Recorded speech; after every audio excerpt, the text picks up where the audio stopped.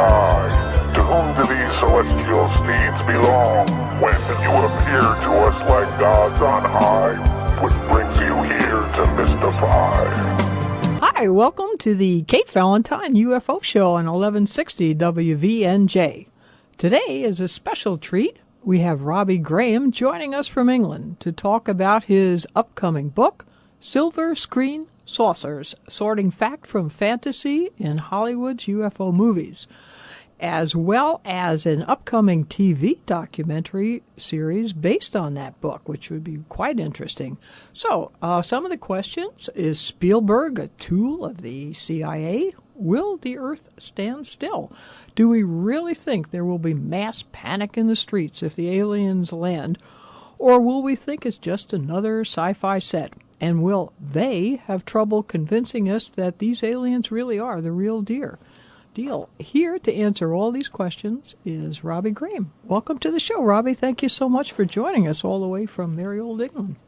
Hi, Kate. How are you? I'm quite well, thank you. It's sort of an unusual, you are a PhD candidate from Bristol, England, and it's sort of an unusual topic for a PhD. How did you get started? What first intrigued you about this? Well, my background academically is film. I did both my first degrees in film studies and media studies. But as far as the UFO phenomenon is concerned, I've been looking at that for about 15 years now. And so my interest in UFOs and film kind of naturally merged over the years. Excuse me. As far as UFOs are concerned, I think that Hollywood is very important, and I think overlooked to an extent. In the context of UFO disclosure, I think Hollywood actually matters quite a lot. Why is that? Well, because I think that in the aftermath of a disclosure type event, whatever that turns out to be, however it transpires, however it unfolds, I think we will naturally view the events that unfold around us through the lens of, our cinematic memories. And I think that that's an inevitable occurrence, because cinema plays such a huge role in our everyday lives, and I think that it has become increasingly difficult to distinguish fact and fantasy, especially with regard to UFOs, thanks to cinema. So, I think, say we have some kind of disclosure type event in the relatively near future. It might be 10 years, it might be 20 years, it might be much sooner than that. And of course, we don't know what form that disclosure will take. But before the full facts are known or made public, would we, as cinema goers, be able to divorce Hollywood's historical UFO representations from the UFO reality with which we're presented, whatever that reality may turn out to be? And I think the answer is it seems highly unlikely. I think it would be several years down the line, once disclosure has begun to sink in, once the disclosure dust has begun to settle, so to speak, before cultural theorists, academics, set about this arduous task of deconstructing this process, this socio-cinematic process through which UFO fact and fantasy have merged over the years in our popular culture. And I think in the meantime, what you'd have is this whirlwind of iconic imagery and really generic concepts from blockbuster UFO movies swirling about in the popular consciousness, subtly, I think they really would subtly inform our perceptions, and to an extent our expectations of the UFO occupants, whether they're extraterrestrial or whatever they turn out to be. And I think that there would be a huge trail of confusion left by Hollywood's representations. I think it would take a long time to sort fact from fantasy in the wake of disclosure, given Hollywood's 60 years of representations or misrepresentations of the phenomena. So I find that very interesting. Well, there's a lot of sort of conspiracy theories going around where the producers, such as Steven Spielberg, were fed information to sort of let it out piece by piece to the general public. And I would think that they would sort of do it somewhat accurately, if not completely accurately, so that when the real thing happened, it wouldn't be that much of a shock. What do you think about that? Well, I refer to this as in my research as the Hollywood UFO conspiracy idea, and this notion that Hollywood has been used by the powers that be for many decades to seed specific ufological ideas into the popular consciousness in an effort to prepare us for some kind of disclosure type event. It's an interesting idea, and there is circumstantial evidence to support it broadly, but there are a handful of cases that you can point to where there does seem to be quite strong evidence to suggest that there have been tests of public reaction. However, there doesn't seem to be an overarching agenda along those lines, in my opinion. It's not as simple as that. It's not as well coordinated as that, I don't think, which is not to say that the US government isn't intimately tied to the film industry, because it is. So I think Spielberg is interesting. He's produced more UFO-related products than any other filmmaker over the decades, and he has personally directly sort of stated that he is interested in UFOs. He classes himself as an amateur ufologist. The question is whether or not the content in his UFO movies is the result of direct inside information that's been passed to him from government insiders, or whether it's simply the result of his own knowledge on the subject, which he's gleaned through books and through watching all of the documentaries and interviews that everyone else has got access to. To be honest, I've never seen anything in a Spielberg movie that's really explosive, that really kind of pushes the boundaries of what we think we know about UFOs. It's all being kind of gleaned from existing ufological literature, and that's common across the board in Hollywood. Most of Hollywood's films borrow heavily from established ufological discourse, from literature and debate. And so what you have is these real-world scenarios, real-world events such as Roswell, and real-world locales such as Area 51. And yes, there is historical truth to these events. People can argue about that all they want, but I mean, there is historical truth behind those events and locales. But what Hollywood does, through its glossy presentation of them in the context of science fiction, is it actually fictionalizes those real-world events. And for those who have never read a book on UFOs, the idea of Roswell, the idea of Area 51, the idea of Men in Black, all of a sudden becomes immediately fictionalized. And so I think that Hollywood does have that effect on people's perceptions of the phenomenon. It serves to fictionalize UFOs. At the same time, it also serves to actualize them, paradoxically, I think, because there's this, I think that most people watch films, and although they recognize them to be these fantastical creations, these fabrications, at the same time, I think that we see films as being the last word on a given topic.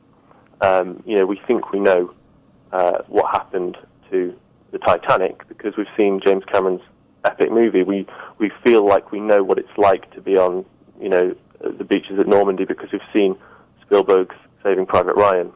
We feel like we know how we understand the autistic spectrum because we've sympathized with Dustin Hoffman's character in Rain Man. And we think we know exactly what happened on, Above the Skies of America on September 11th because we've watched Paul Greengrass's United 93. And so I think that films have this stamp of authority. I don't think they deserve it, but I think that it kind of has this actualizing effect on audiences. And I think that's very dangerous generally because, of course, films aren't reality. Well, no matter how real they seem to be. No matter how realistic they are in the events that they portray, films are mere snapshots of reality. They are skewed representations of reality, distorted through the ideological framework of the people who have made them. And so that's all the more intriguing when you look at the people who are involved in the filmmaking process. So you can look at the Department of Defense, the CIA, and these institutions, of course, have historically had a very large hand in the production of Hollywood movies, including UFO movies. And so you've got all of these different aspects that you can look at in terms of UFOs in Hollywood. So it's a fascinating subject. As far as Spielberg is concerned, again, to go back to that, I think he does know slightly more than the average person, and I think that that's simply because he is good friends with Bill Clinton and has been for a long time, very close friends with the Clinton family, and I find it inconceivable that during his long friendship with Clinton, Spielberg would not have taken the opportunity to sit down with him and push him for an answer on the UFO issue and say, look, Bill, what's going on here? Is this true? Is there any truth to these events, to this phenomenon? And I think that given Bill Clinton's historical statements on the issue, he's taken many opportunities over the decades to drop subtle hints here and there about UFOs, because he himself, of course, was very frustrated at his inability to gain real access to the subject. I think Clinton probably very well would have told Spielberg in private, look, you know, Stephen, you've read the books, you know it's real, but of course I can't really talk to you more about it than that. So I think that Spielberg may have received unofficial, confirmation from Bill Clinton behind the scenes, or from other people who Spielberg knows within the corridors of power. Spielberg's very close to the Pentagon generally. He knows a lot of high-powered generals, admirals. He's received awards from the Pentagon, from the White House. So, he's close to officialdom. And so I think that Spielberg probably will have had some kind of confirmation over the years. Whether or not he's actively serving these political masters with his films, I don't know. It's possible. I don't rule it out. But, it is pure speculation, unfortunately. Okay, well, we'll get back to that. We're going to have to take a quick commercial break. Kate Valentine here, speaking with Robbie Graham. We are on 1160 WVNJ. Robbie is a doctoral candidate from Bristol, England. He's studying the relationship between Hollywood and UFOs. You can find out a lot more about him in his upcoming book and also a TV documentary. You can go to Silver Screen Sources, his blog spot. In the meantime, we'd like to know, what's your favorite sci-fi film? Give us a call or post it right on our website, AtlanticCoastUFOs.com. We'll be right back after a short break.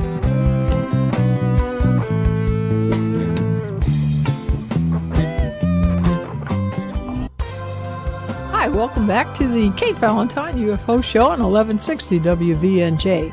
Our guest today is Robbie Graham, the author of the soon-to-be-released Silver Screen Saucers, Sorting Fact from Fantasy and Hollywood's UFO Movies.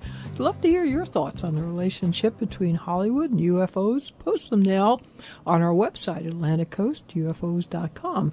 Robbie, we had a question that came in from Dave. He was wondering, out of all the movies that have been made since the 1950s dealing with aliens and UFOs, which one do you think comes the closest to being accurate, or is there one?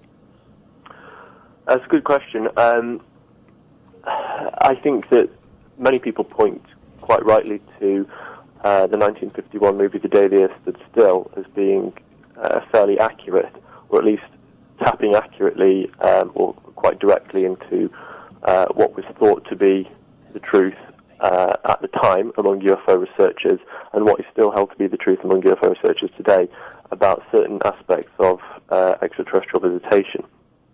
Day the Earth was still very interesting content-wise in terms of the craft, the UFO that's in the movie, the flying saucer that's in the movie, the shape and structure of it, the technology that you see within the craft, and the kind of liquid metal doors. You have the lighting within the craft. You have the extraterrestrial himself, Klaatu, this human-looking extraterrestrial who was warning about the perils of nuclear war, which of course echoes the claims of contactees during that period and up to this day, in fact. So there's a lot of interest in The Day the Earth Stood Still. That was a film that was produced by 20th Century Fox under Darryl Zanuck, who was the guy who was in charge of Fox Studios at the time. People have suggested that The Day the Earth Stood Still was in fact a CIA test of public reaction to an alien landing. Linda Moulton Howe was told back in the early 1980s, when she was producing one of her own documentaries, she was told by Air Force intelligence that it was widely known among intelligence circles that the Day the Earth Stood Still was a CIA test. I don't question Linda's accounting of those events. However, I would question the truthfulness of anyone within military intelligence on the subject of UFOs. Are we being fed disinformation here? Are we hearing the truth? I don't know. But certainly the content of the film is very interesting. And of course, Darryl Zanuck as well was of interest to the CIA in the 1950s, because documentation, which is publicly available, does show that Zanuck was being discussed by the CIA as a potential conduit for CIA propaganda during that period. It was actually slightly after the day the Earth Stood Still had been made, but nevertheless, he was a guy who was viewed as potentially sympathetic to the needs of the CIA on screen, essentially. So it's interesting. That's one. Of course, there was Close Encounters of the Third Kind, Spielberg's 1977 film, which, of course, took its name from the classification system of UFO sightings, which was created by Jale and Hynek. And most of the events that occur in Close Encounters of the Third Kind are based on real UFO reports. And, of course, Hynek served as the film's technical advisor. So there's a great deal of truth in the film. How accurate the ending is up for debate. A lot of people have suggested that that was actually seeded again by insiders, and that this was representing a real event which had occurred. People. I won't even go into it. It's too much for this short interview. But I think if you want to find out more about that, then you can do by going onto my website, or even if you just Google Close Encounters of the Third Kind and Project Serpo. A lot of people have made connections between those two things. Again, that's speculation, but certainly the majority of the events which take place in the film are based on real world events which have been documented by UFO organizations over the decades. Since Close Encounters, UFO mythology has been massively popularized, especially beginning in the 1990s with the explosion of the X-Files, and then you had films like Men in Black, Independence Day in the 1990s. And so the idea of Roswell, Area 51, and abductions really exploded into the popular consciousness, and it was thanks in large part to these entertainment products. And if what you've had, of course, is Hollywood taking greater and greater liberty with real-world accounts, and to an extent making them more fantastical than they actually are. In some cases, they're actually less fantastical than real reports. But the trend is that consistently Hollywood has borrowed very heavily from UFO mythology. And when I say mythology, I don't mean it's not real. I mean the UFO meta-narrative, which has emerged over the decades based on real-world accounts and reports. Well, Robbie, also, on the other side of the coin, Dave had a follow-up to his last question. He was wondering what movie would be the least accurate. Could it be the 1964 Santa Claus Conquers the Martians? Santa Claus Conquers the Martians. Yeah, I guess that wouldn't really be... Well, no, I mean, I define a UFO movie for my studies as any film which taps directly into any aspect of UFO mythology, or notably draws from ufological literature and debate. It's okay, Robbie. I think Dave was whooped up once too often. We had a really good question that came in from Bobby. He feels that the best movie out there is close, and the closest to his heart is Taken by Steven Spielberg. What do you feel about that? Well, Taken is a TV series, miniseries, came out in 2002. That was a very expensive, at the time it was the most expensive television series ever made. That was produced by Spielberg, and it was really the culmination of Spielberg's lifelong obsession with the UFO phenomenon. It was focused on the idea of abduction. And yes, there's a great deal of, I don't want to say the word truth, but certainly the series was quite accurate in its representation of abduction encounters as reported by thousands of experiences. So I think that there may very well be a great deal of truth in that series. I think, however, that the abduction phenomenon is more complex and more multifaceted than the Spielberg series made out. And unfortunately, it only focused on the negative and terrifying aspects of the abduction phenomenon, of the experience, the phenomenon, whereas, as many people will testify, there's a whole other side to it, where people report much more beneficial and wondrous, benevolent and benign encounters with apparent extraterrestrial beings. So very few films over the years actually have ever explored that aspect of the phenomenon. You do have a handful, of course. I mean, you've got Close Encounters, you've got E.T., The Abyss, Starman.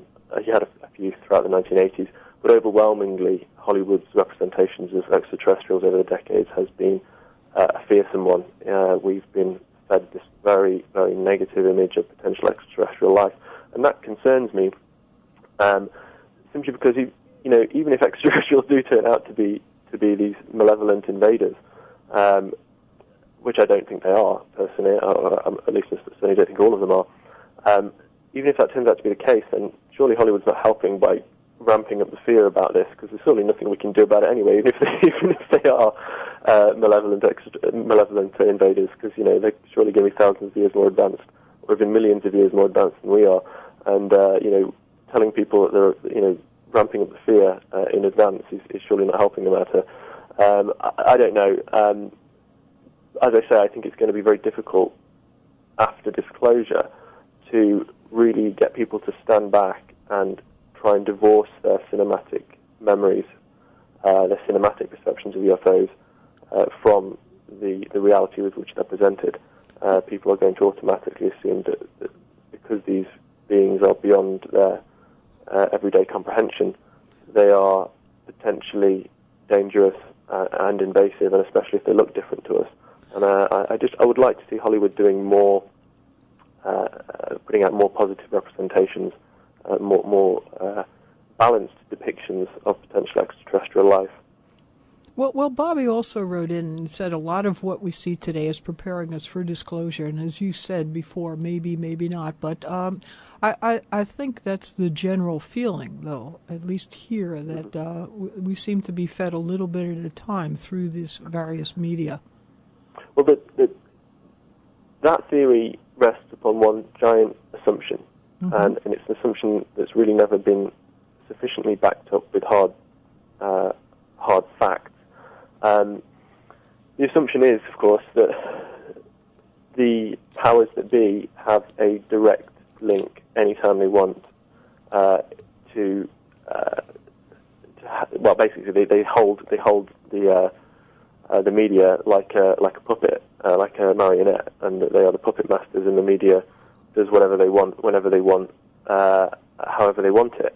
And of course, having studied the media for a long time, for many, many years, I can testify that is actually the case.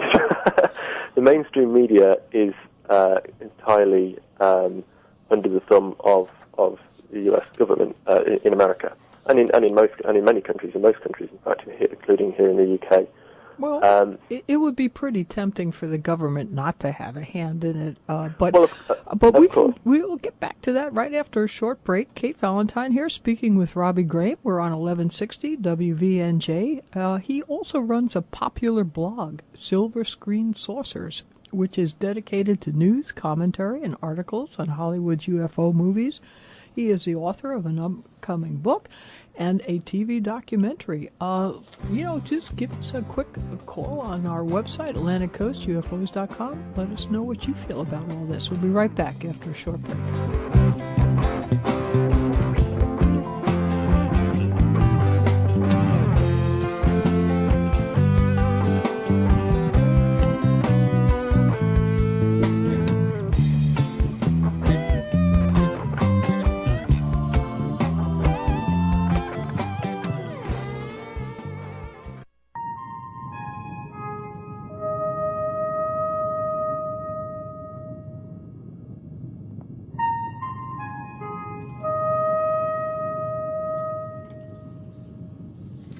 Well, I think on that familiar note, I welcome you back to the Kate Valentine UFO Show on 1160 WVNJ. Okay, who doesn't recognize that out there? Our guest today is Robbie Graham. He is the author of the soon-to-be-released Silver Screen Saucers, Sorting Fact from Fantasy and Hollywood's UFO Movies. He's also developing an upcoming TV documentary based on that book. We'd love to hear your thoughts. Please post them now, Atlantic Coast, UFOs.com. Robbie, over the break, we had an interesting question from Earl. He was wondering what you thought of Super 8. That movie enjoyed a great amount of pre-release notice,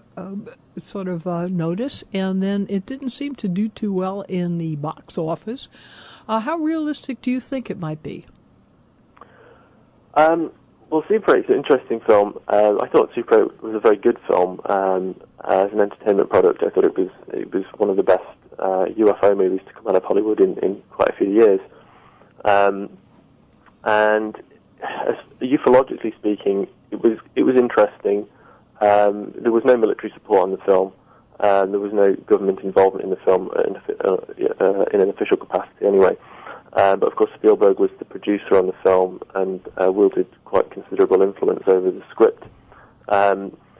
It was a film which showed the US government in possession of an extraterrestrial craft, which has actually been broken up into lots and lots of different pieces, and the occupant of that craft, an extraterrestrial being who has been kept essentially prisoner by the US government for several decades.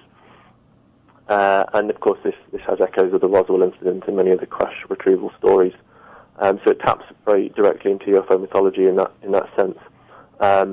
What was quite refreshing about the film, however, was that the extraterrestrial turned out not to be hostile after all, and although it looked fearsome, this was, it was simply human prejudices surfacing about anything that's different to us being naturally hostile. And of course, in the end, I don't want to ruin the film, of course, but the extraterrestrial turns out not to be hostile and is simply trying to escape from Area 51 and to get by it by rebuilding its ship. Same concept. It's not particularly original. This kind of thing has been done many times before in many movies, TV shows. And that's what I find interesting about Hollywood's entertainment products generally with regard to UFOs, is that the same narrative, the same core story elements keep repeating themselves over and over and over again, and they have done for decades. There's not really much originality in the UFO subgenre, and the reason for that is because scriptwriters stick so heavily to the established meta-narrative of ufology. They look at UFO books, they watch UFO documentaries, and they think that's a cool idea, let's incorporate that into our script. And so because the core facts of ufology kind of stay the same, because we're talking about a real phenomenon here, Hollywood's representation of the phenomenon also stays largely the same. I mean, of course, it's changed over the decades to an extent, but really you're still dealing with the same key ideas. And Hollywood follows ufological discourse, not vice versa. Art imitates life in the case of Hollywood UFO movies. Well, also, I think there's some sort of a creation of a myth and a continuation of that as well.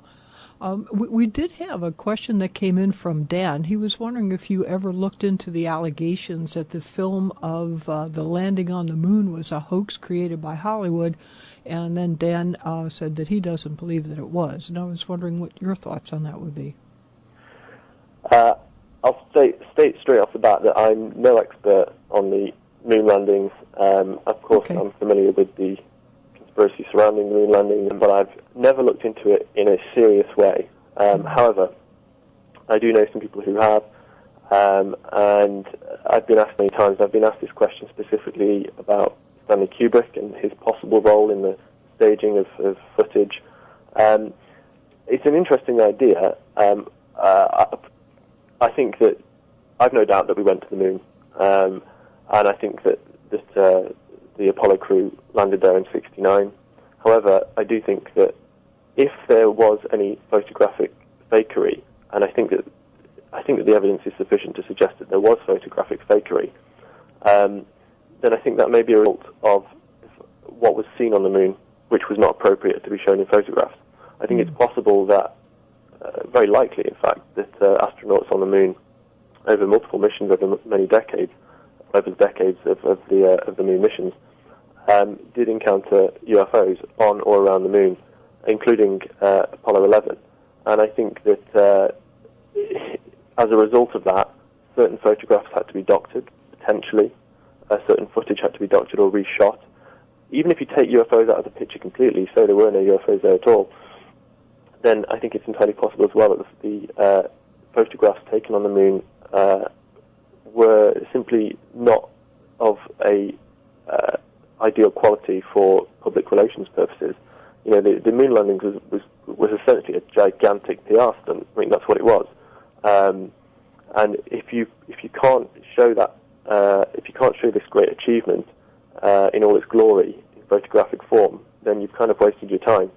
And so, if your photographs aren't good enough, if they've been damaged, if the exposure was terrible because of the conditions on the moon, whatever, you know, there could be multiple reasons why the photographs didn't turn out very well, then it may have been necessary to reshoot some of those photographs in a studio, in a controlled environment back on Earth after the fact. I think that's entirely possible, and I don't think that really stretches the imagination too far. That makes more sense than the whole thing being fake. Kate Valentine here, speaking with Robbie Graham. We're on 1160 WVNJ. Well, Robbie, along those lines, have you seen Apollo 18? Yes, I have. What terrible did you think film. But it would sort of go along with what you were saying, that there may have been stuff that, that was they had to cover up. Exactly. So again, here is another example of Hollywood basically just tapping into UFO literature and debate. But the execution of the movie, unfortunately, although it had an intriguing idea, was quite poor, and the screenplay was seriously lacking. I mean, they went with alien rocks. Rocks just really aren't scary. Well, but as you said, though, we've been presented with a certain, I mean, everybody expects the iconic little gray as an alien, so no one really thinks that a rock is going to be... But you never know. I guess it'll be interesting when the real thing happens. Bobby had another comment, too. He said that MUFON is... one of the directors is of the feeling that we were told not to come back. And you hear that a lot, too. Like, we were told not to go back to the moon, that a lot of the Martian problems that they had with the various satellites and orbiting sort of devices were destroyed. And you always hear this sort of like a little bit of a conspiracy thing. Sure. I mean, well, there's always going to be a conspiracy about pretty much anything that the government says. But no, I think that it may be valid, especially with the Mars scenario, because it is very odd how many probes have failed.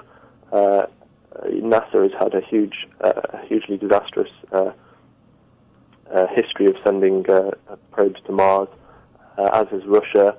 The failure rate, I've actually got an article on my blog detailing the failure rate of Mars probes over the decades, and it is very interesting. Some people have suggested that people on Mars don't want us to go there. What are the people on Mars? Who knows? Remote viewers working formerly for DIA and CIA claim that there are people on Mars in underground bases. But again, how much truth there is to that, I don't know. How much accuracy there is to their remote viewing, I don't know. I know. I don't think any of us do, unfortunately. But what is your TV documentary about? That sounds very intriguing. I was going to say I should probably clarify some of the points you're making there. Just to clarify, this book it's in progress at the moment. I'm writing it right now. It will be released hopefully next year. So it won't be this year, but it'll be next year if all goes to plan, and everything's going smoothly at the moment. Yeah, Bryce Zabel and I teamed up a few months back on this project. We were both wanting to write a book on UFOs in Hollywood, and Bryce suggested to me that we write it together, or we work on it together. And so that seemed like a good idea. And so what we've decided to do now is that I'm going to be writing the book. Bryce is writing the foreword for the book, and as the book progresses, Bryce is going to be looking at optioning the book as source material for a TV documentary project, which will mirror the content of the book. So the book is going to be 8 chapters, and so we would have an 8-episode television series, a documentary series called Silver Screen Sources, sorting facts from fantasy and Hollywood UFO movies. And this would be exploring the history of Hollywood's representations of UFOs and asking a lot of the big questions that arise from this topic. So really the book is about encouraging the reader to more thoughtfully consider the role of cinema in their lives and its significance in relation to the UFO ET issue. And the book is really, it's going to be an exhaustive, an extensive examination of the cultural and political interplay between UFO movies and the UFO phenomenon itself, and it will go from 1950 to now. And I really hope that, both before and after disclosure, if that date comes, and I think it will, that the book will really serve as kind of like a guide through the labyrinth of UFO cinema.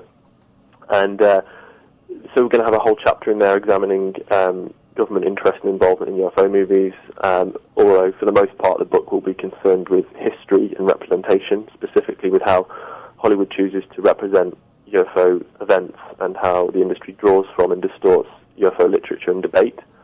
It's going to be structured around clearly defined ufological themes, so you're going to have a chapter on invasion, both covert and overt. You're going to have a chapter on benevolent visitation, abduction, government UFO secrecy and cover-ups, ancient astronauts, anomalous phenomena, UFOs in outer space, and Hollywood's representation of all of these strands of ufology over the decades, and to the extent to which they've borrowed from established ufological discourse. And so the questions will be, and these are the questions which really drive me in all of my research, do Hollywood UFO movies fictionalize UFOs in the public mind, actualize them, or both? Does Hollywood fuel the UFO mythos, or vice versa? Is it life imitating art, or vice versa? If and when we make full and open contact with ETs, would we as cinema goers, as I'd asked before, be able to divorce Hollywood's ET representations from the reality with which we're presented? And a key question is, should we? Because, as I've said, a great deal of Hollywood UFO movies content has already been, shaped by supposedly factual literature and events and debates, and so I think there may already be a good deal of truth in those films, and so should we divorce, the representations from the reality? Well, I'll tell you, time will tell. That's actually very interesting, and it'll be great for you when the truth comes out, if you've even come close.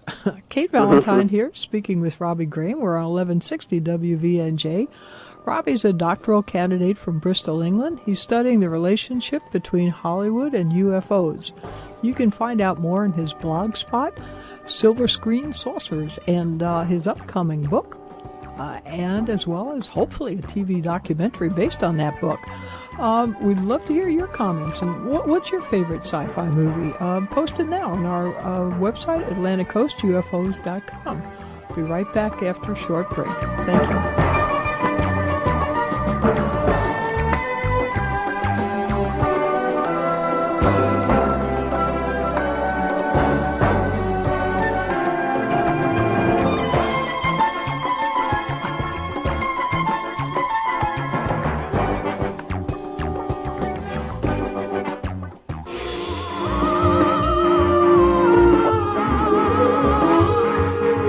Dave is really getting into this, Robbie. Welcome back to the Kate Valentine UFO Show on 1160 WVNJ. Our guest today is Robbie Graham, the author of the soon-to-be-released Silver Screen Saucers, sorting fact from fantasy in Hollywood's UFO movies. Love to hear your thoughts on all this.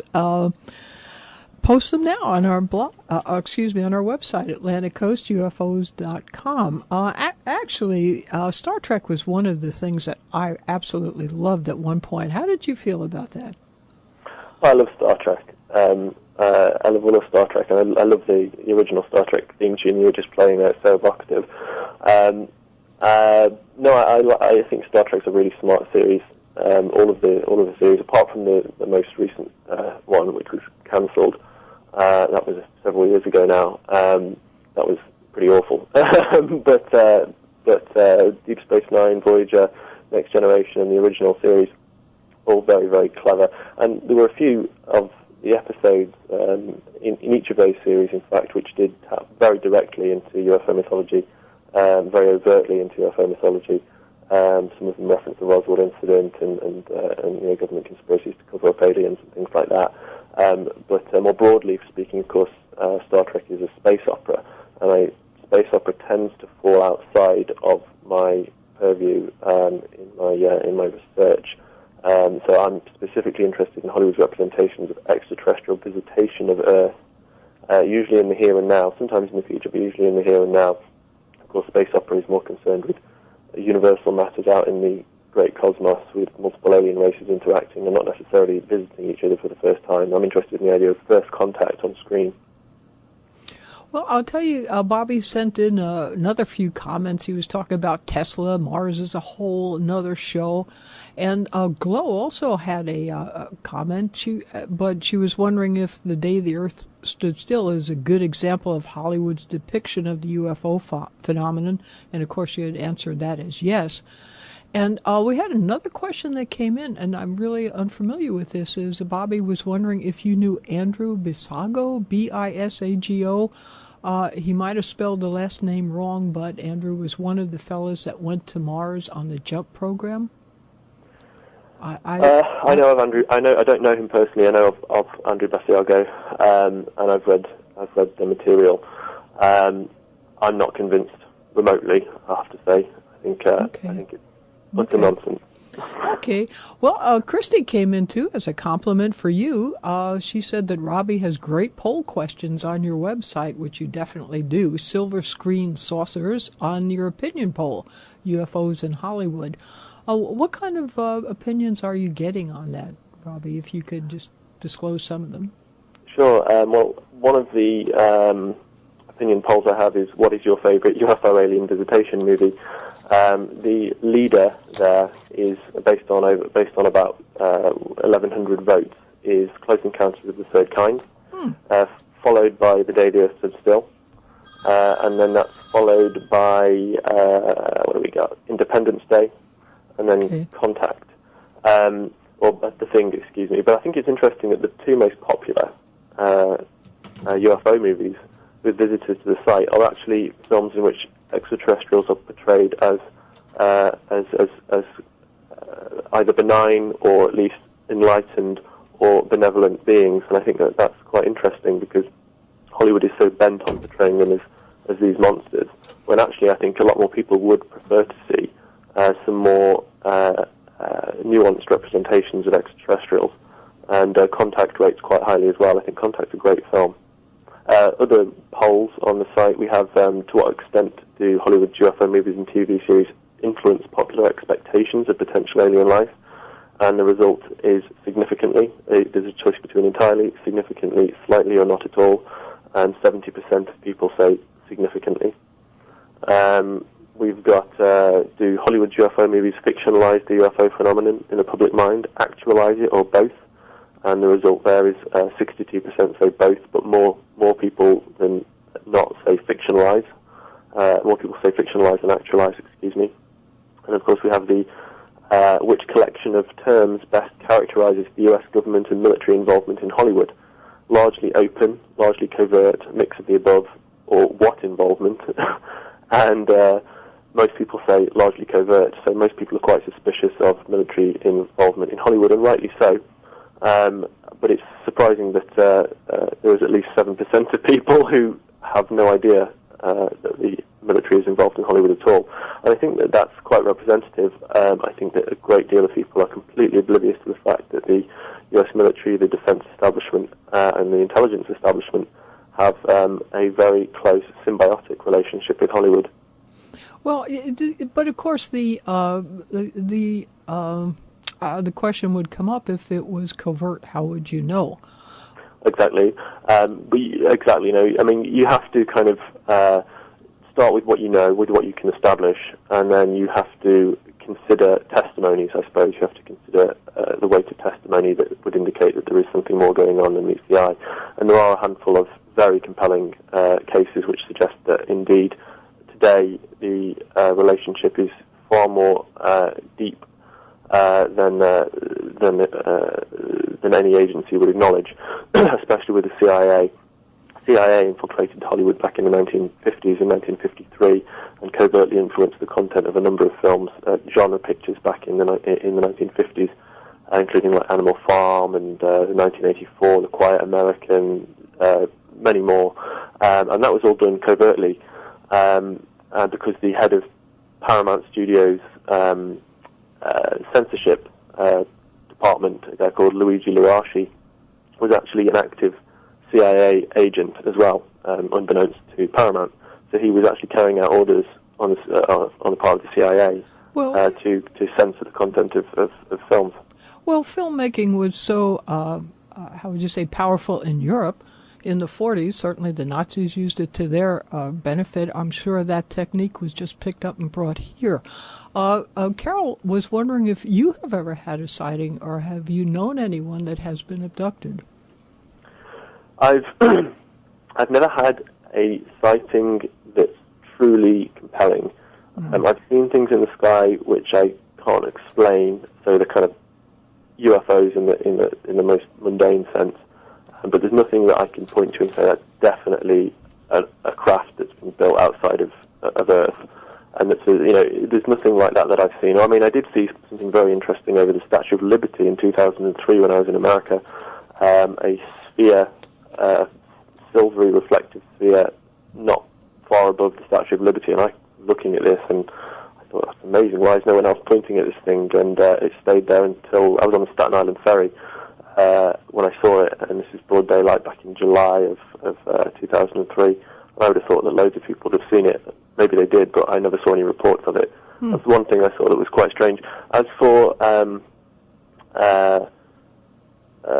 abductions, I've met and spent quality time with quite a few people who claim to have had experiences with otherworldly beings, abductees, experiencers, contactees, who all have very fascinating things to say, and who I find very credible. And you're right. I mean, certainly there is a great amount of fear associated with abductions, but there seems to be a lot of benefits to it as well. Or I shouldn't say benefits, but so much as like good experiences as well. Mm-hmm. Mm-hmm. Absolutely, and I think that Hollywood is really missing a trick with that. I think they really need to branch out and explore the more interesting side of UFOs and extraterrestrial contact, and just get past this myopic view of UFOs as being these monstrous of aliens as being these monstrous creatures bent on destruction of humanity. I think that there's far more interesting things to be said about the phenomenon, and I hope that Hollywood eventually realizes that and starts to draw from those aspects of UFO literature in the future. Well, I guess bad aliens sell better than good aliens, though. But again, I don't know that that's the case. I mean, that's what people say. Mm-hmm. But again, as I've just said, the opinion polls on my blog indicate that the two most popular ones are films in which aliens are not hostile. And of course, one of the most successful films of all time is Spielberg's E.T. Mm-hmm. That was the most successful film of all time for over a decade. When it was released in 1982, it was the most successful film ever until Spielberg topped it himself with Jurassic Park in 1993. Close Encounters was a hugely successful film, one of the most successful films ever made at that point in time. You've had a lot of very successful benevolent alien movies. In fact, you had so many of them in the 1980s that it became cliched, the alien as savior throughout the 1980s. Well, Robbie, I'll tell you, we're coming pretty close to the end, so I want to make sure we get all your information in. Could you please tell the audience about your blog spot and your upcoming book? Sure. My blog is Silver Screen Sources, and that's silverscreensources.blogspot.com. And there you'll find lots of articles and commentary and news updates on Hollywood UFO movies. And my forthcoming book, which will be released next year, hopefully, is called Silver Screen Sources, Sorting Fact from Fantasy in Hollywood UFO Movies. Bryce Zabel is writing the foreword for the book, and if all goes according to plan, we will hopefully be seeing a TV documentary adaptation of the book in the near future. It sounds great. Thank you so much for being here today. A fascinating discussion on Hollywood and UFOs. Thank you, Kate. Oh, no, really, it was our pleasure. It was a great discussion. Thank you. And thanks as always to Bill and Dave for his choice of music today. And of course, thanks to our sponsors. Mostly thank all of you for listening, for all your comments. We always like to know what you're thinking about all this, so keep them coming. Tune in next Friday at 1. Our guest will then be Nick Redfern with his new book, Keep Out, all about secret bases. If you've missed any of this program, you can hear it again this Sunday at 4. Or better yet, you can still subscribe to our still free podcast. Have a great weekend, and until next Friday, remember, keep your eye on the sky.